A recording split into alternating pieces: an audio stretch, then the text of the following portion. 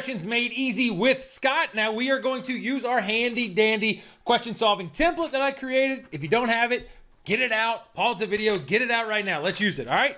So here we go. Step one, it's always to align ourselves with the question, to figure out if they're asking us what should we do next, what should we have done in the past, or what are we doing right now? Now we get there by the last sentence. So take a second, let's read the last sentence together, and let's figure out where it's aligning our brain. All right, so here we go. Let's slow it down.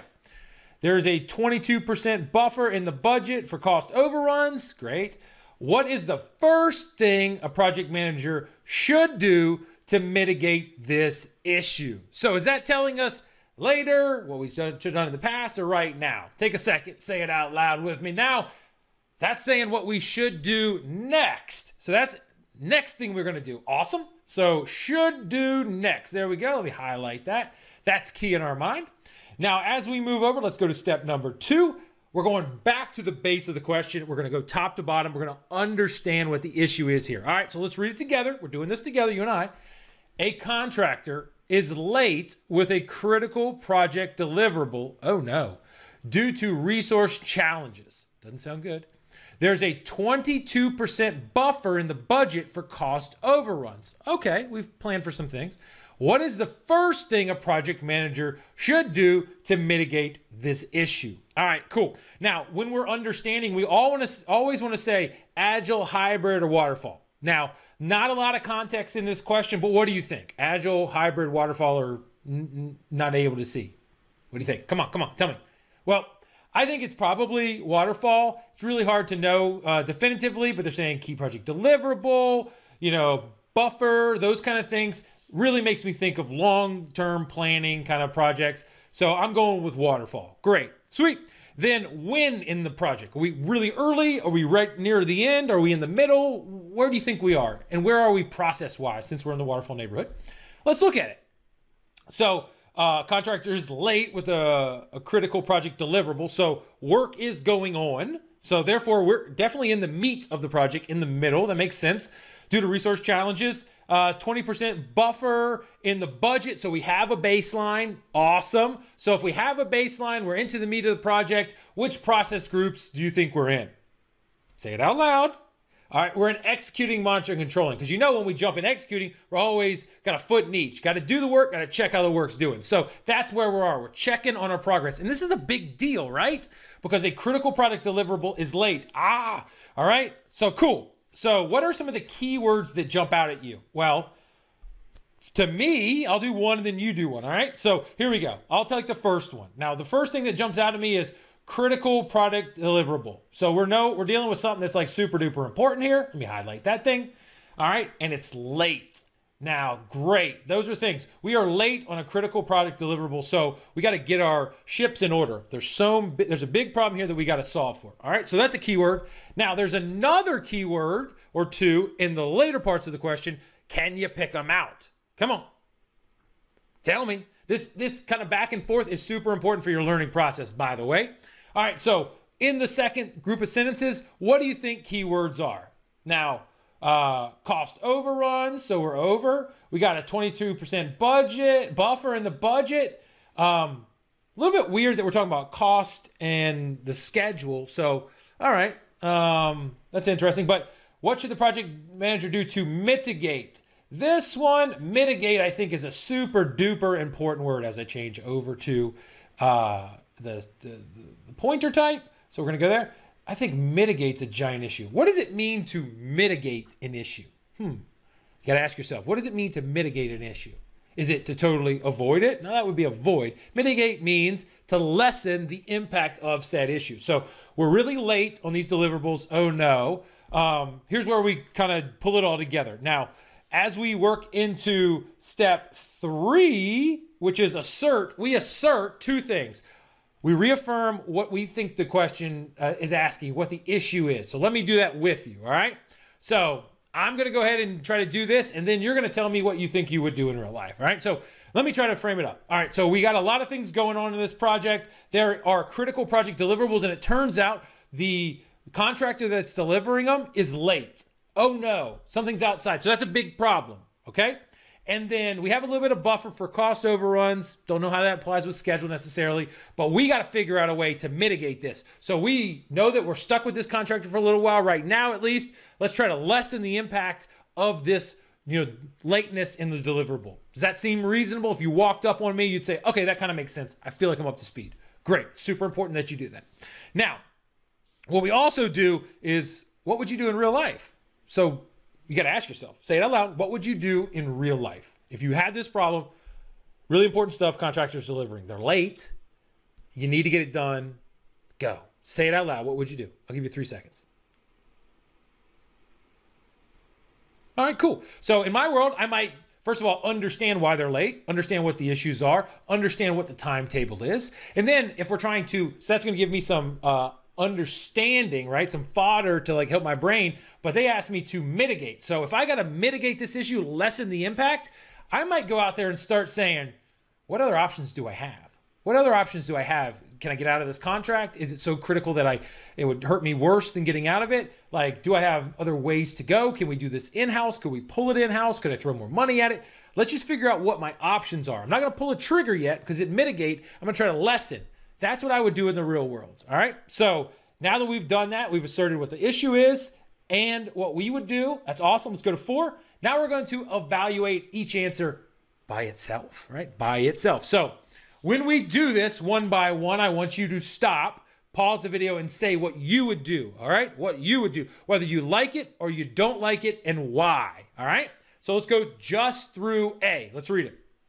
Would we, in order to mitigate this issue, look into alternative vendors that can assist with project deliverables despite resource constraints? Would that be reasonable to mitigate this? I'll give you 4 seconds this time. Pause the video. Go forth, say what you either like it, you dislike it, and tell me why. So what'd you say? I kind of like this one. It says mitigate, so we're not pulling triggers. We're going out there and surveying what we could do to lessen the impact, right? That's what mitigate means. So looking into alternate vendors that could assist with the deliverable, maybe take it over fully, maybe take part of it, maybe help us, who knows, despite resource constraints. We're not cutting contracts. We're not doing anything. We're surveying. We're looking out there. So I kind of like it because it gives us options into how we could do things to help us out. So I'm going to put a smiley face by that thing. I kind of like it. I don't love it to the nth degree, but I really like the presentation, and I've defined why. Now let's go to B. Let's see on those merits, do we like B or do we not, and why? Okay, so would we hire a new vendor to replace the current vendor and ask the vendor to send a contract right now? Would we do that? Go ahead, say yes, no, and why. Pause the video if you need to. All right, here we go. Now, is that a reasonable answer? Yes or no? I don't think it is right now because we have departments that are established to handle our procurements, right? And so right now it doesn't say get off the contract and go to a new one to avoid this risk. It says mitigate, lower. So hiring a new vendor, first of all, not our authority level to do that. That's bad. So that negates it. And then ask a new vendor to send a contract. We just can't do that right off the bat. So this is an unlawful order in a sense across the board. And it doesn't answer the mitigate part about lessening, all right? So double bad. I don't like this one. Let's kill B. All right. We're just going to draw a little bit of line through it. Best I can. Gone. All right.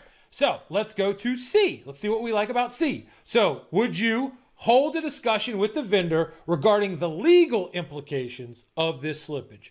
Would you love it, don't like it, or kind of in the middle to help you lower the risk level or to mitigate it? Tell me why. All right, so what did you say? Did you love this one? Hey, man, if we get there and tell them, if you slip on this contract, we're going to sue you. You're not going to get paid, et cetera, et cetera. Now, would that help us mitigate the issue? In my mind, well, it's good to follow. It's great to follow the letter of the law in the contract to mitigate and lessen the impact of this issue or the problem that occurs from it. Just going out there and discussing, look, there are legal ramifications, I don't think is getting deeper into understanding what the issue is, to getting around it, to lessening it. So I don't think this helps us very much right here. So I don't love this answer. I think it's pretty bad. I'm going to put a negative smiley face. What do they call it? A frowny face. All right, D, let's read D. Update the project schedule after first accepting the cost overruns. Now, you got to say, you like it, don't like it, or kind of like it, and tell me why. Go for it. Come on. All right, so this one, what did you say? Like going off and just updating the schedule because you're delayed right off the bat, that is an unlawful thing to do. When I say that, it's loose, right? It's not something that we do. We have a baseline. The only way to change scope, schedule, cost baselines is to do what? It's to go through the change control board, all right? So that's what we have to do is go through the change control board after first accepting the cost overruns, because we can't do this right now. This is not something that we can do. And does this help us mitigate the issue? No. If we got the change control board to stretch it out, sure, we don't have necessarily a damage to the schedule, but we've extended the schedule. That's not what's in the question. We said, what's going to help us with the issue right now? What's going to help us mitigate it? Just going off there and radically changing the schedule without approval, without the processes, is a no-go. We cannot do this. So this, we're going to say, is an unlawful or unsanctioned action. So we are down to A and B. And as we go through here, we are going to step 5. We are going to decide. All right? So we got A and B. Now we got a positive face and we got a negative face on C. What do you think? Would we go out there and say, hey, it's all about the legal side of it. Get your stuff straight or else? Or is it better to go out there and look, see what options we have in the market to potentially, supplement or adjust so that we could lessen the impact? And remember, it says mitigate, okay? Now, I'm going to go with A. That's what I want to go to because we're trying to lessen the impact. That's what we're trying to do. C, just force them in there. Really not the philosophy and approaches we want to build together, servant leader kind of manager right here. All right, so that's what we want to do. Now we're going to see, what do the cards have for us? Did we get it right or did we get it wrong? Yay, we got it right. Think about what we're trying to do here. Keywords, mitigate. We went through each answer and figured out which one helps lessen the risk. So as we walk through that, you saw my logic, how we went through it. And last step, whether you got it right or you got it wrong, you always want to try to improve from the question. So what can we squeeze from this question? Maybe you don't understand what's the big deal with critical project deliverables. That makes me think it's close to or maybe on the critical path. Maybe we go back and refresh a little bit of our understanding there. Maybe we don't understand what mitigate means. Maybe you're like, Scott, I don't understand why you keep saying mitigate, mitigate, mitigate. That's one of the 5 risk reaction processes that we can use, the methods to deal with risk. So go in and look at mitigate. Maybe that's what you need to look at. And then maybe you didn't follow the process. Maybe you didn't go A to D one by themselves. Stick to that. And as you go into each of them, you might say, well, I thought it'd be a great idea just to change the schedule. Go look into the change information, like what is allowable for change. Hold a discussion or hire a new vendor, same kind of things. Like, why can't I go out there and do it? We got videos on the procurement side and what's legal and not legal in a sense of like allowable in the companies and PMI kind of philosophy. So go through there. Anytime we do one of these questions, we want to squeeze out all the goodness we can. So that's one question. Keep up the good work, and I'll see you in the next question.